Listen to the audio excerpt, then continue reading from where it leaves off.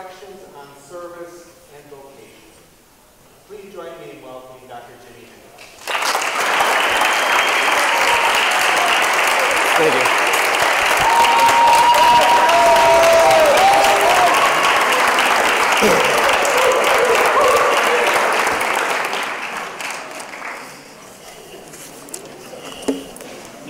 I'm going to bring a crowd like that to all of my talks. It might impress the rest of the audience. Thank you, Ed, for your introduction, your kind words. When the founder of Hasidic Judaism, the great Rabbi Israel Shem Tov, saw misfortune threatening the Jews, it was his custom to go into a certain area in the forest to meditate. There he would light a fire, say a prayer, and the miracle would be accomplished and misfortune would be averted. Later, his disciple had occasion to do the same, and he would go into the forest and say, "Master of the universe, I do not know how to light the fire, but I am able to say the prayer." And again, the miracle would be accomplished. Many years later, another rabbi went into the forest and said, "I do not know how to light the fire. I do not know the prayer, but I know the place, and that must be sufficient." And so it was sufficient. Finally, the Rabbi Israel of Ritzin had occasion to do the same. And sitting in his armchair, he held his head in his hands, and he said, "I am unable to light the fire. I do not know the prayer, and I cannot even find the place. All I can do is tell the story, and this must be sufficient." And so it was, for God made human beings because God loved stories. This short story by the rabbis, retold by Elie Wiesel, reminds us that it's not always about the action that we take, or the exact words of a prayer, or even the place where we say them. For what keeps our tradition alive is the telling of story. So I'd like to welcome you to John Carroll University, as Dr. Hannenberg just did. I'm grateful that you took an hour out of your schedule on a Tuesday night, a cold and rainy Cleveland Tuesday night, to come here. A special welcome to the high school students who are visiting here at John Carroll.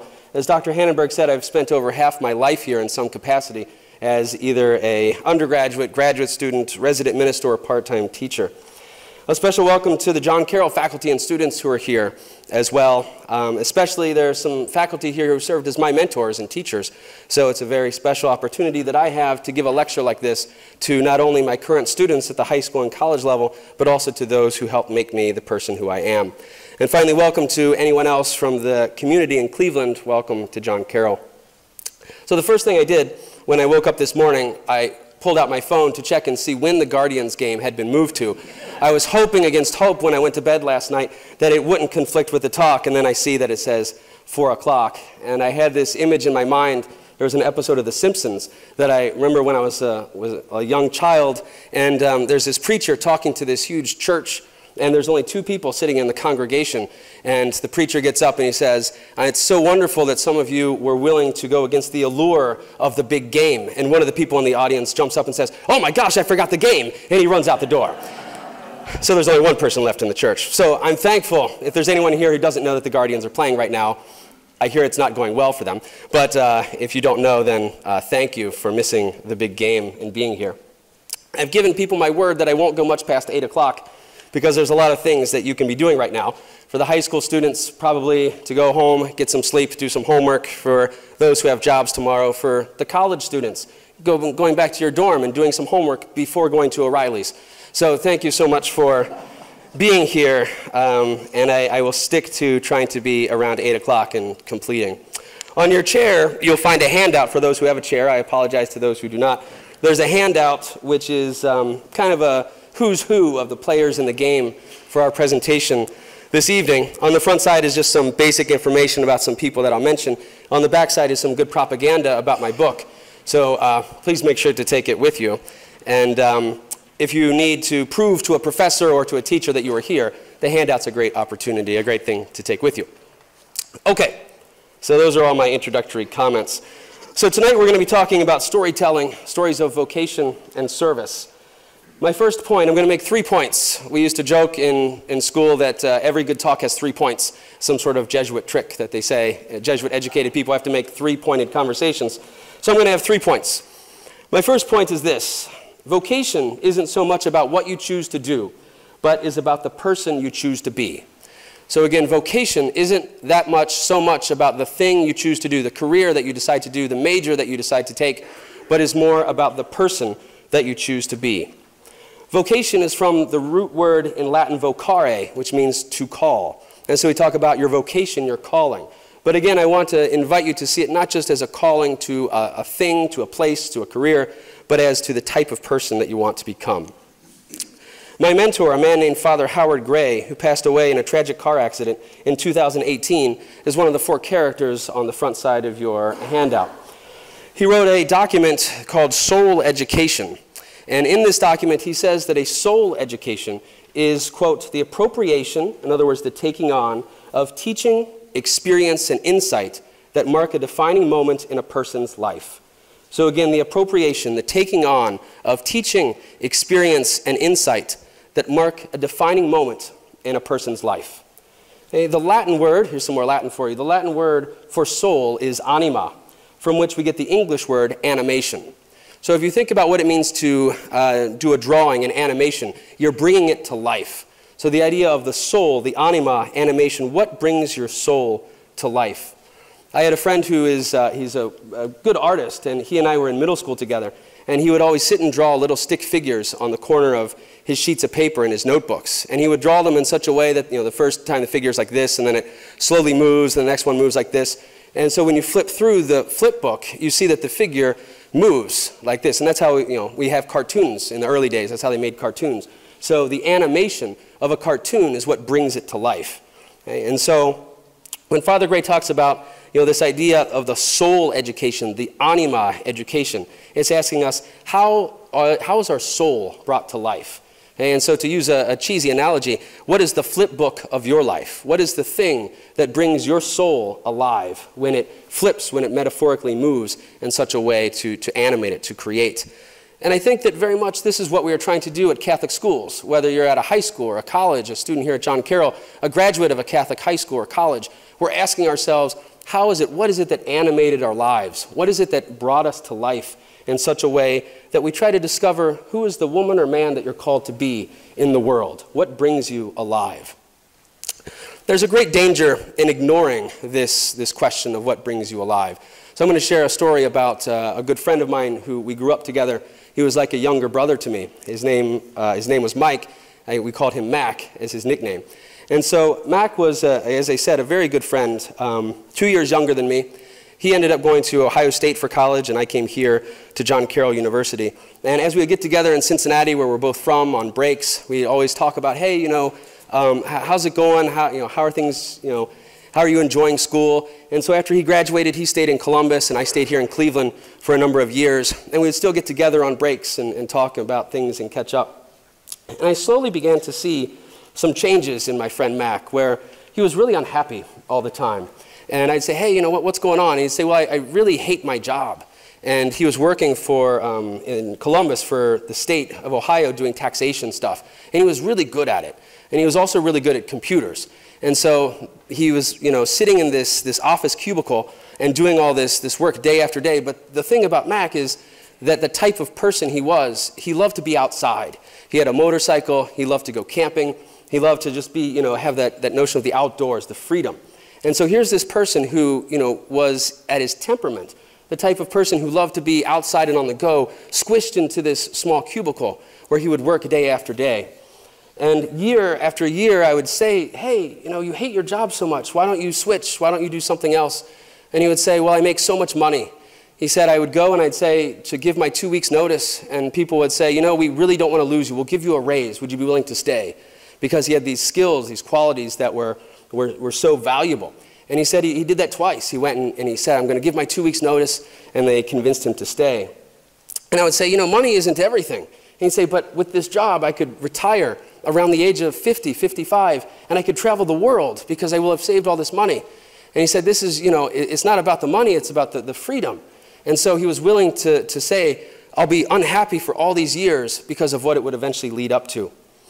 Well, eventually, he had a nervous breakdown at work, and he slammed his stuff down on the table, and he walked out. And for 3 days, we couldn't find him, myself and his sister and his family. And then one day, he shows up, and he's all disheveled and really struggling. And we convinced him to see someone, to get some mental health counseling. And he certainly had issues in terms of mental health that needed to be addressed. But I really believe that part of that was also the fact that he was constantly doing a job that he hated, that he spent 5 years in a place that really wasn't him, not taking the time to ask himself the question, what am I as my individual? What am I called to do? What am I most fit to do? And so I do think that these are important questions that we ask ourselves, not just in terms of religion, but in terms of our mental health and the things that we're able to do. What am I called to do? Vocation. Not only what am I called to do as a job, but who am I called to be? And Mac was called to be someone who is outside, outdoorsy, doing things that are active. Thomas Merton, the great monk and writer, said, "A tree gives glory to God by being a tree, for in being what God means it to be, it is obeying God. It consents to God's creative love." And I think that for my friend Mac, he wasn't doing, as I said, in terms of this idea of the tree and Thomas Merton, he wasn't asking himself, what am I made to do? What am I meant to do? But instead was kind of allured by success and possibility of early retirement. I used to hear when I was an undergraduate here at John Carroll the phrase, where does your greatest joy meet the world's greatest need? Where does your greatest joy meet the world's greatest need? And I used to think about this a lot as I was discerning a major. As I said, I went here, I was trying to figure out what in the world I should do. And I would discern and I'd ask myself, what is my greatest joy? What is the thing I can do for the world, the greatest need? Whether you're a high school student, perhaps a senior, trying to decide what to do after you graduate from high school, what school to go to, sometimes that is connected to a major. Sometimes you say, I want to go to this college because they have a really good program in this thing that I want to do. Hey, for those of you who are John Carroll students, thinking about what are you going to major in or your next steps after graduation, asking these sort of questions. But also for each and every one of us, no matter what you're doing right now, even if you're retired, asking yourself, how do I spend my days? Where does my greatest joy meet the world's greatest need? Another way of talking about vocation is to look at what are called your non-negotiables in life. What are those aspects of yourself that make you you? Such that if someone said, hey, what is so-and-so? What does so-and-so believe? What does so-and-so think about how to navigate the world? That your non-negotiables are those things that everyone would be able to say, whether your friend from 5 years ago or your colleagues that you work with. Okay? What is it about yourself, your non-negotiables? So, again, my first point, vocation is not just about the thing you do, but is about the person that you are. My second point is this. Sometimes we need community to reveal to us our greatest joy and to help us become our truest selves. So again, my second point is about community.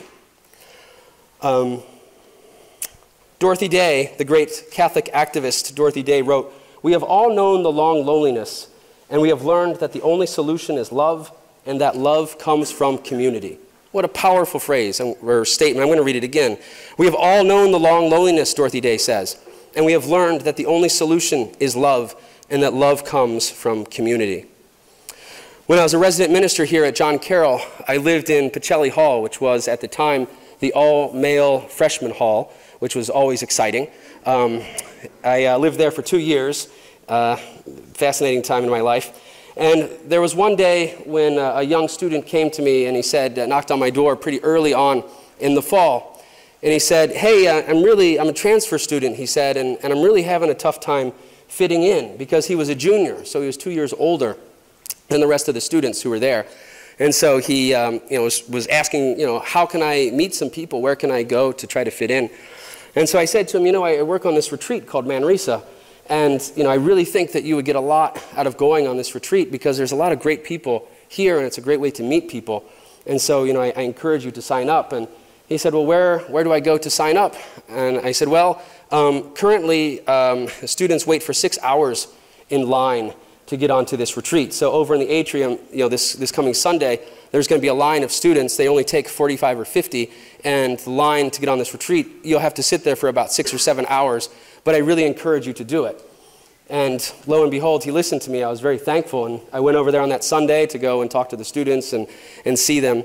I always thought that having a 6 or 7 hour wait for a retreat was an awesome thing for this school to be able to say. Our students care so much about their faith development that on a Sunday, they're willing to sit and wait 6 hours to get on a retreat. And so here this young man did, and he went on the retreat.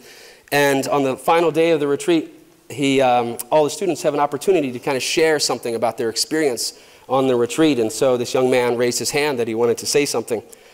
And I hadn't talked to him much on the retreat. I wasn't sure if he had a great experience or not, or really what he was going to say. And so he stands up and his voice kind of cracks a little bit, and he says something like, "When I came here on Friday, I had no real friends, and I was alone.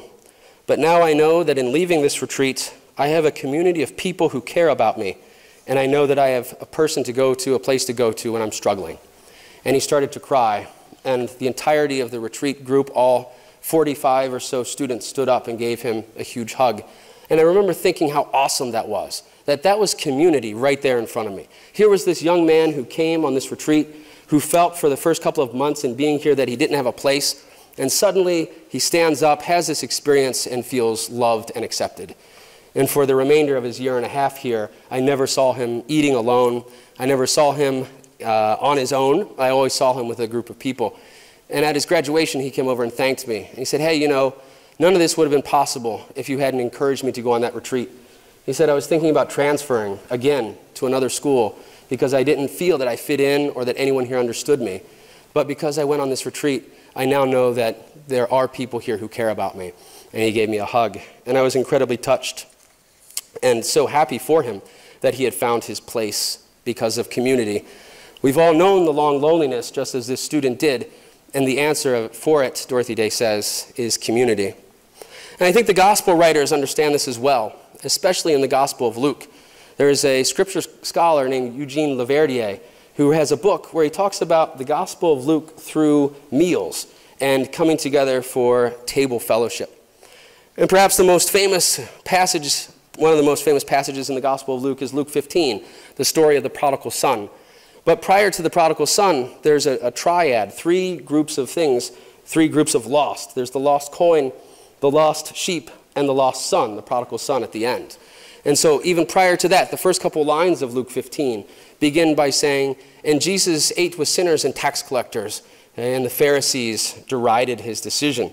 They were upset that Jesus was choosing this. And as I was thinking about this talk and preparing for it, I again thought of this beautiful line in Luke 15 of Jesus eating with sinners and tax collectors. And I had this image I imagined. I did what's called an Ignatian contemplation, where you imagine the scene. And I imagined Jesus laughing and telling stories with these sinners and tax collectors. That it wasn't just about the fact that he was eating with them, but the fact that he probably enjoyed it. And as I imagined Jesus, laughing and telling stories in the same way as every one of us, whether you're an elementary student, a middle school student, a high school student, all the way up to a parent and a grandparent, think about your close group of friends and coming together after not seeing someone for a long time and breaking bread together and sitting there and laughing and telling stories and enjoying each other's company. Okay? I think that so much of what the Gospel of Luke is trying to tell us is that that's what Jesus did. Broke bread around the table and laughed with people. And the Pharisees kind of getting upset by this and saying, how can you not only eat with them, but how can you enjoy them? They're the people that we should push aside. They're the people that shouldn't matter. And yet here you are enjoying your time with them. And I think this has a powerful message for us today, because I guarantee whether you're a high school student at one high school or another, or a college student here at John Carroll or somewhere else, that you can walk into the dining hall, you can walk into the lunchroom, and you can see people who usually eat alone, who feel ostracized for some reason. And I challenge each and every one of you to go to someone this week. And for those who are at a job, who is the person in the faculty dining room, or who's the person in the workplace that's always eating alone, not because they want to, but because they feel that they have no community and they have no one that will invite them to the table. I think that Jesus is challenging us to see community in that way, that everyone should be invited to the table. And so I challenge everyone here tonight at some point this week to invite someone to the table that you think is being ostracized and pushed away. Make it a holy place where all people are welcome to be. And so my third point, as we are moving forward, my third point, first, of course, was this idea of vocation. The second point is the idea of community. And my third and final point has to do with service. Again, if we acknowledge that vocation and community are important to storytelling, I submit that my final point is moving us towards impelling us, pushing us forward to do something with this. If we say that it's important to know myself so that I can find my place in the world, if we say that we do this as a group, as a gathering, as a community, that there has to be a so what. Okay? The so what is pushing us forward to do something with this reality. And so here I'm going to tell, again, a couple of stories and refer to some of the people on your sheets. The first story, let me see, who's the first person on the sheet? Arube? As a teacher trick, I asked the question, I knew the answer, but I needed to pause to drink water. And so as teacher trick. Thank you for laughing, extra credit. Okay, so now everyone wants extra credit. So the first person on there, Pedro Arrupe, as Dr. Hannenberg said, was the subject of my dissertation work. And so I want to share a couple of stories about this guy, Pedro Arrupe, the former Superior General of the Society of Jesus. I spent many years reading and researching on Arrupe, so you got to use the knowledge that you have. So Pedro Arrupe, one of my favorite stories about Arrupe, I refer to as his boy with bread moment. And so Arrupe was studying to be a doctor. He was going to be a very famous doctor, was at the top of his medical class, and was doing really well in school. All of his teachers thought he was going to be the next great doctor. He was going to be very wealthy. And so one day Arrupe was walking along the road, and he saw a small boy sitting on the side of the road. And he went over to the boy. He's with another friend in medical school. This is his, I think, between his third and fourth year of medical school. And he went over to the boy and he said, hey, I see that you're eating a piece of bread in the middle of the afternoon. You're going to spoil your meal, your dinner. And the young boy looked up at him and said, sir, this is the only meal that I'm going to be able to have today. And Arrupe was rather surprised, and he said, well, doesn't your father work?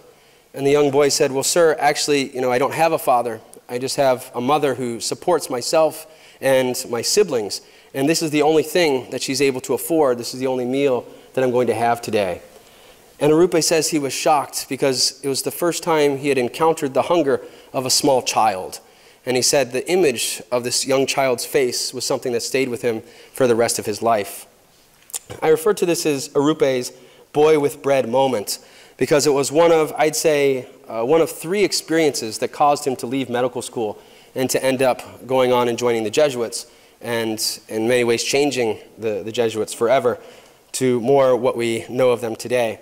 And so Arrupe's experience, I think, speaks a lot to all of us to find what is our experience of service, what is our boy with bread moment, what is that moment when we realized injustice or unfairness in the world was something that existed, and what caused us to perhaps want to change or stand against that. Arrupe is also famous because he was one of the early responders at Hiroshima. He spent 25 years, he's a Spaniard, he's from Spain, spent 25 years in Japan as a missionary. And one of the things that happened during those 25 years was during World War II and the atomic bomb being dropped on Hiroshima. And Arrupe was just outside, about 5 miles outside the city of Hiroshima. The novitiate where he was training the young Jesuits was in a valley. And so the morning of the dropping of the bomb, there was this huge explosion, and Arrupe and the Jesuits who were inside the novitiate were all blown across the room, and glass was shattered and everything. And so they assumed that a bomb had fallen right next to the space that they were in, since they were all blown across the room. And Arrupe and the Jesuits went outside to look for a crater to see where the blast may have fallen. And the way he describes it is they went up onto the hill, and there before them they saw a decimated Hiroshima. And he describes the walls of fire ascending to the sky. And he says for many hours this fire burned as it went up into the sky. And so Arrupe, there was a Catholic church, a Jesuit church at the center of Hiroshima. And so Arrupe and the Jesuits waited until the fire died down for them to eventually be able to go in and see if there were any survivors at the church, which they did. They found some survivors there and made kind of homemade makeshift stretchers out of the doors and put these people on these doors, and they ran them up to the novitiate 5 miles. And they, throughout the night, the novices would run back and forth with Arrupe trying to see what people they could end up saving. And the way he describes this is just such a powerful image. He says, as you're going down into the city, there are just people laying all around you, begging for water, begging for help. And he said, you just have to choose who it is that you're going to try to save. And I can't imagine, thousands of people that you're just running by who are saying, help me, help me. and there's nothing he could do. Certainly they saved 150 people as they brought them up from Hiroshima to the novitiate, but such a powerful, life-changing, obviously, experience. One of the stories that Arupe talks about is a young woman named Nakamura, and he says that Nakamura was a frequent communicant. In other words, she went to Mass every day with Father Arupe, and he went into her home, and she was laying on the counter in her home, and he writes that he went over to her to try to pick her up and to put her on one of these stretchers so they could carry her back out to the novitiate to see if they could save her. And he says when he put his hands up inside her back, they went into her flesh because of the radiation. They didn't know what radiation was yet, but the radiation that had eaten away her back. And he laid her gently back down, realizing that there was nothing that he could do to save her. And she opened her eyes for a moment, Arupe says, and the only thing she said is, "Father, have you brought me communion?" And he had communion with him, and he took it out and he placed it in her mouth. She closed her mouth, closed her eyes, and then died right there on the spot. And he says, again, that there's no way that he would ever forget, he's writing this many years later, no way he would ever forget that image of her face as she accepted communion and then died right there in his arms.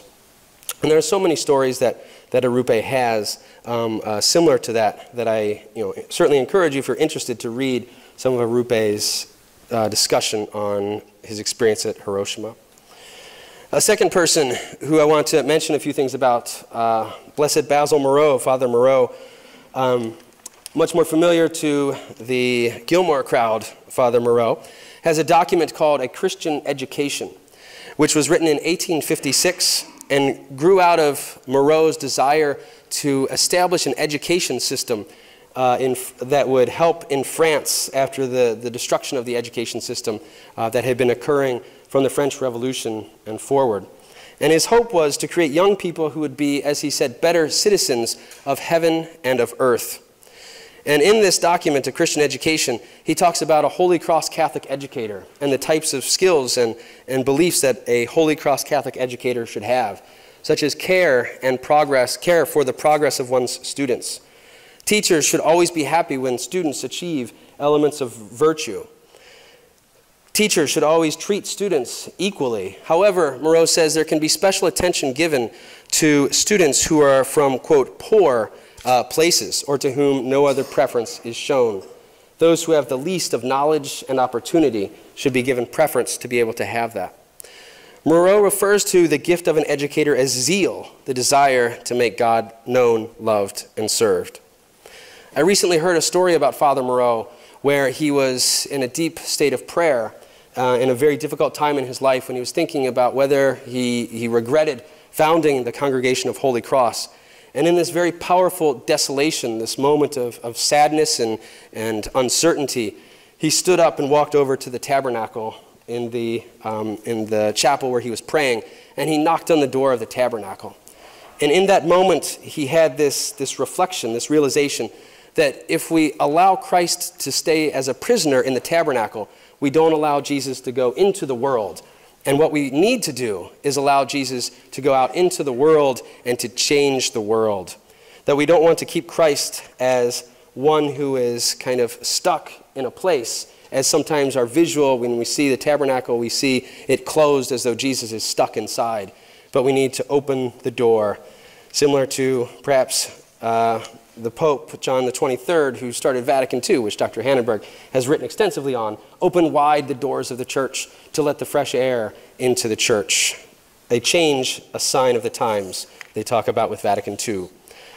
Another person on your sheet, Monica Hellwig, perhaps the person that the fewest number of people in here know. But Monica Hellwig was a top-notch scholar who taught for over 30 years at Georgetown University and had a huge impact on theology in this country during that time. One of her essays that I want to comment on briefly here is called The Call of the King and Justice. And so what Monica Hellwig does in this essay is uses a component of the spiritual exercises of St. Ignatius, which is a 30-day silent retreat that I was lucky enough to do 2 summers ago, where you spend 30 days in relative silence talking only to your spiritual director for about a half hour to 45 minutes a day, and the rest of the time is for prayer and meditation.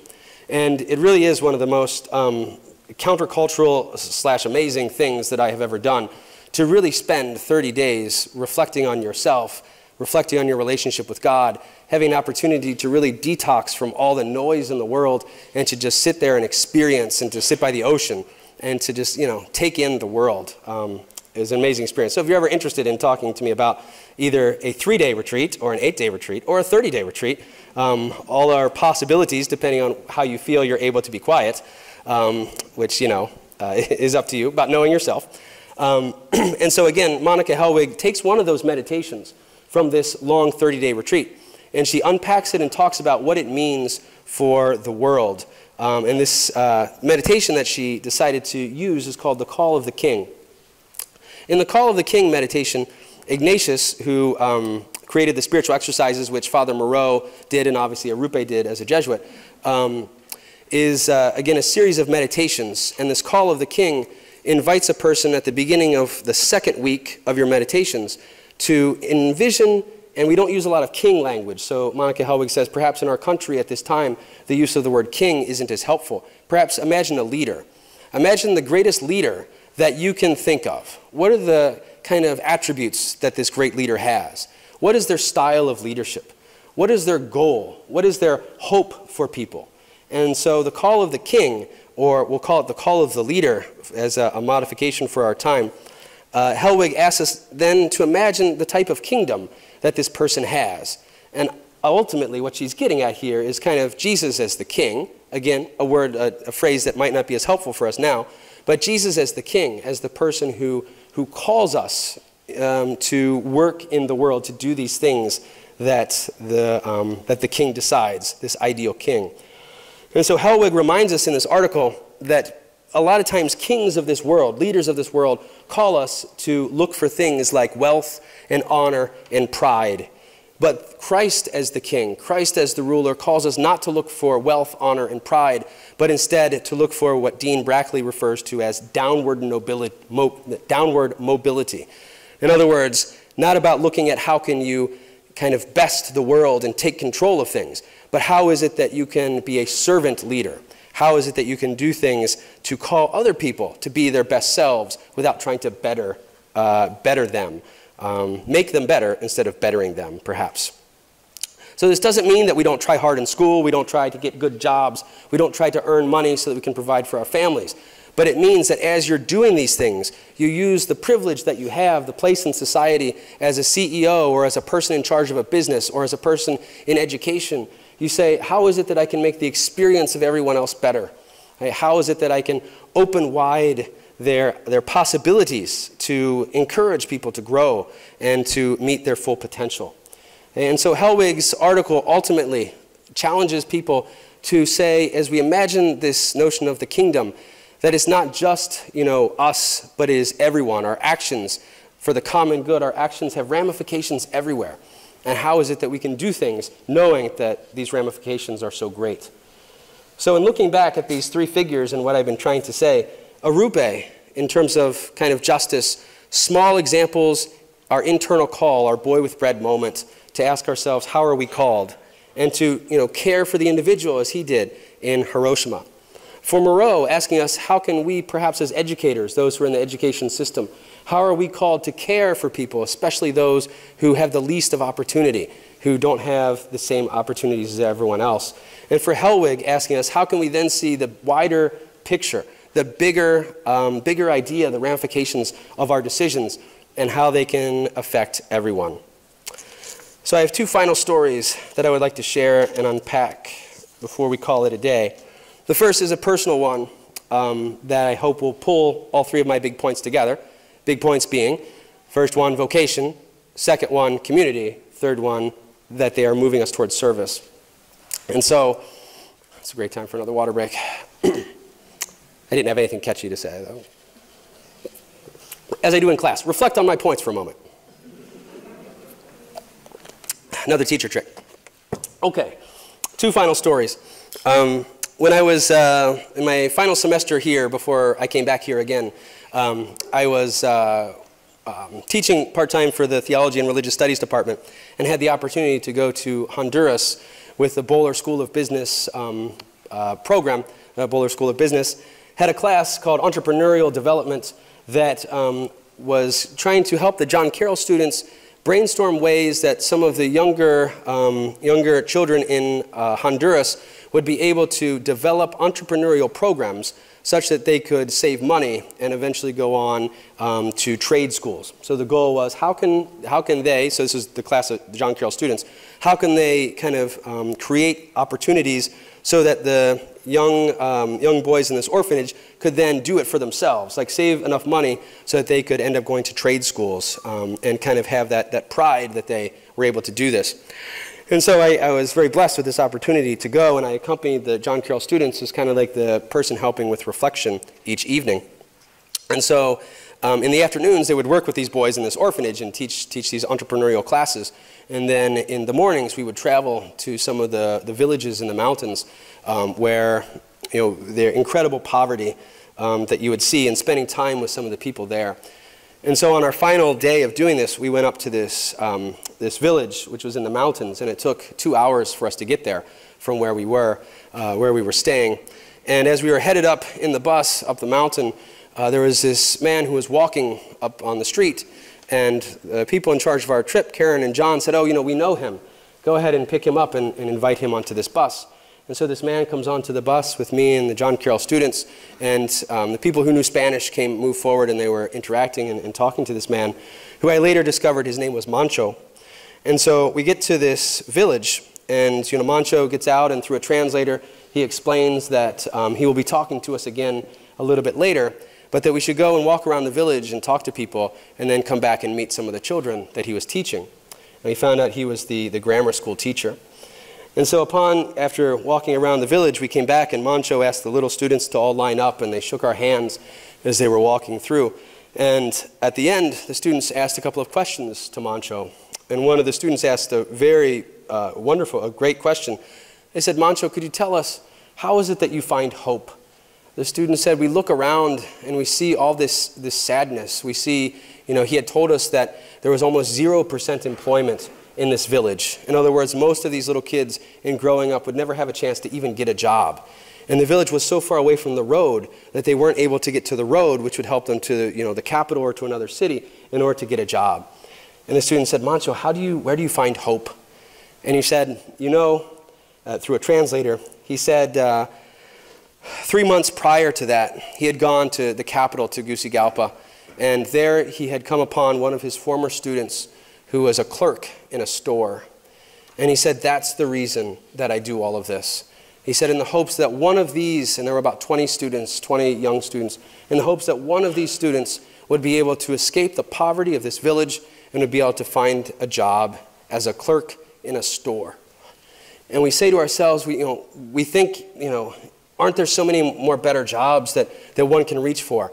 And perhaps, you know, we might think that, but that was an amazing opportunity that this young boy had to just become a clerk in a store. And Mancho said, "That's the reason I did this."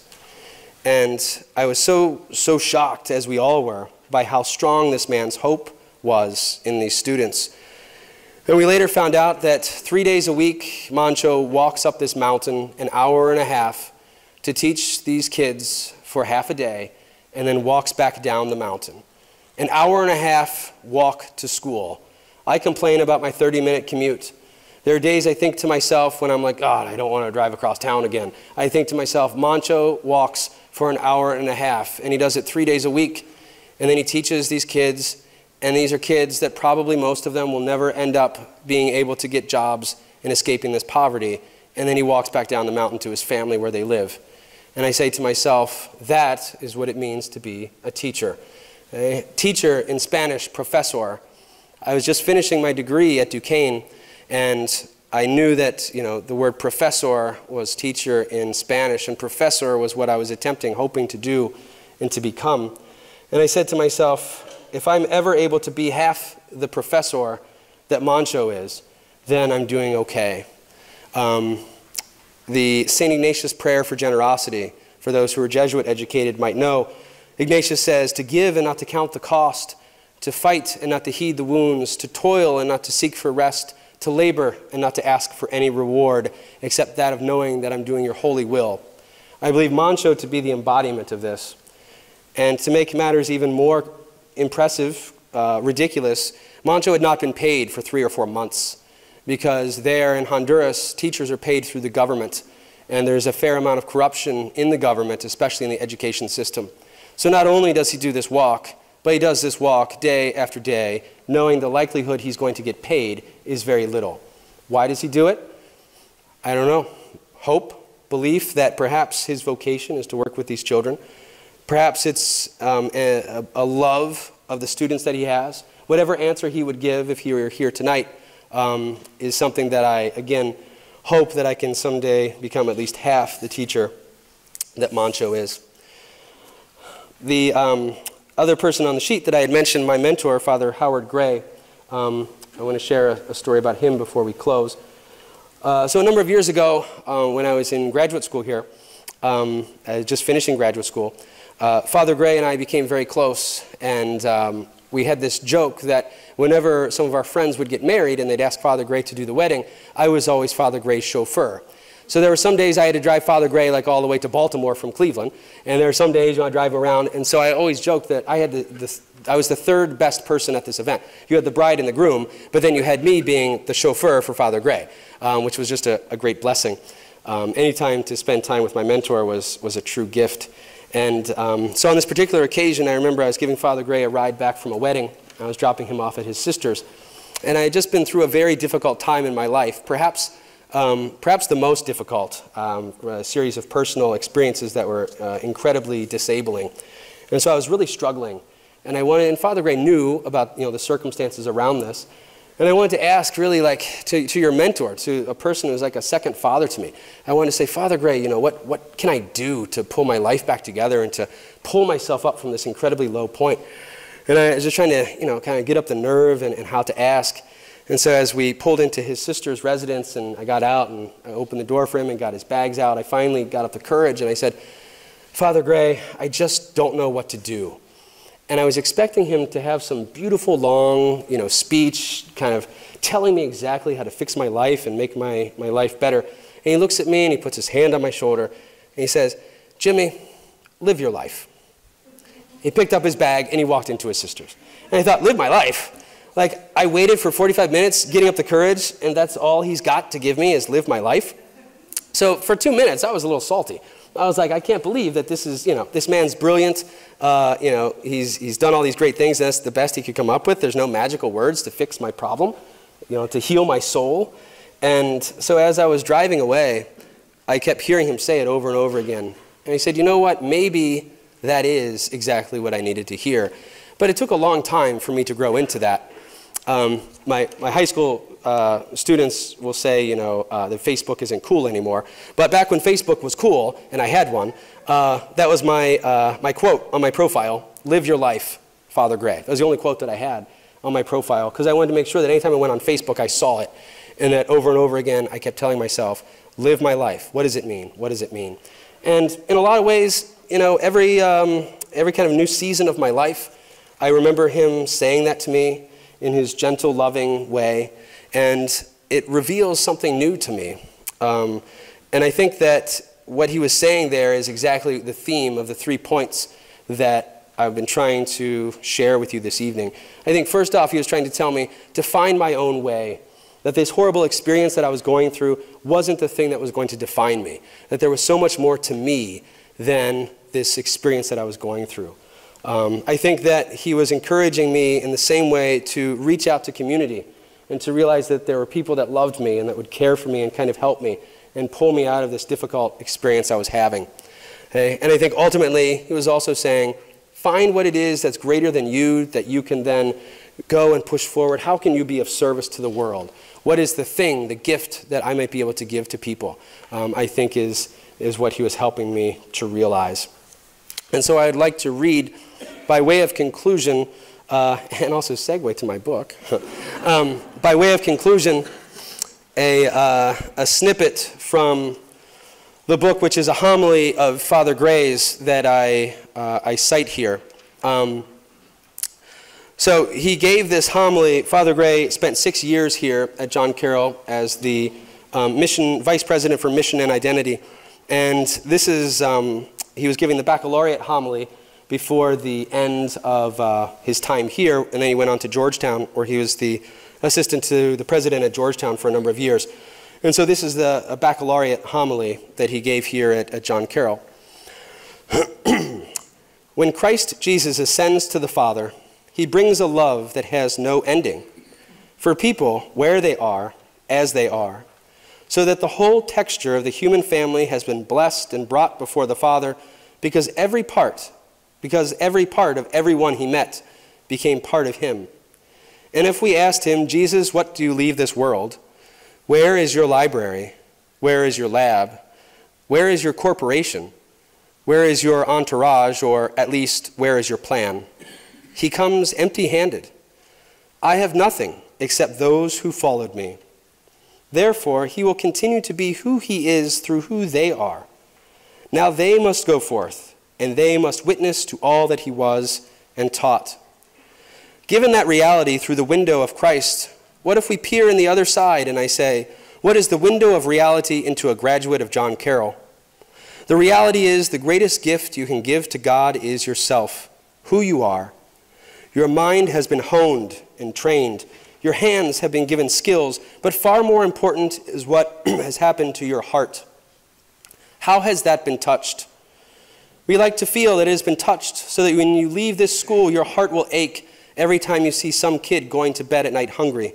And you will be outraged when you see anyone in this society ostracized and marginalized because of their race, their color, or their gender preference. That is not the way of Christ.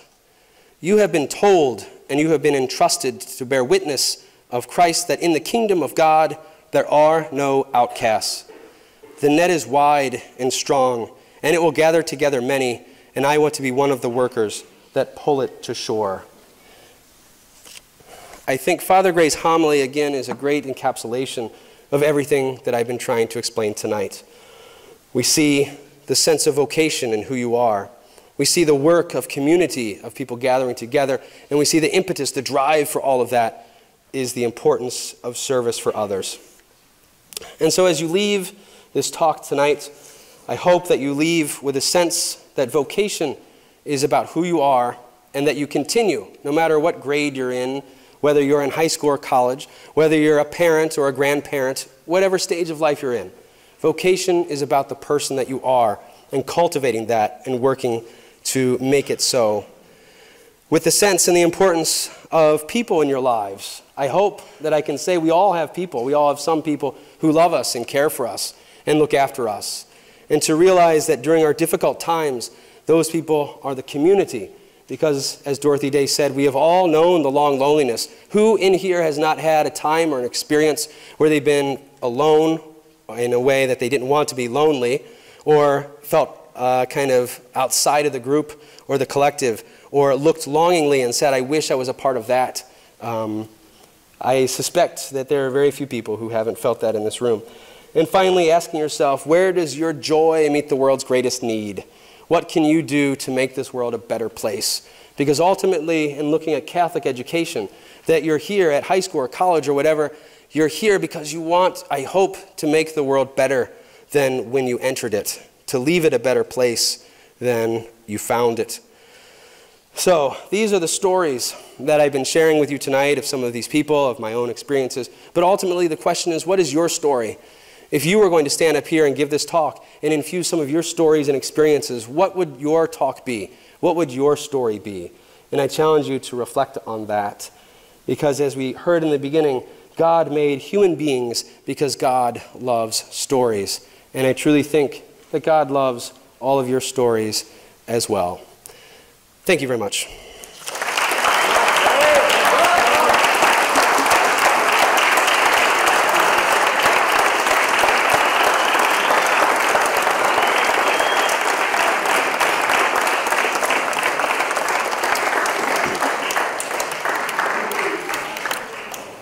Once again, thank you, Dr. Menkhaus, for your words, this invitation to reflect on our stories and how our stories intersect with our stories. stories of one another and ultimately with the story of salvation.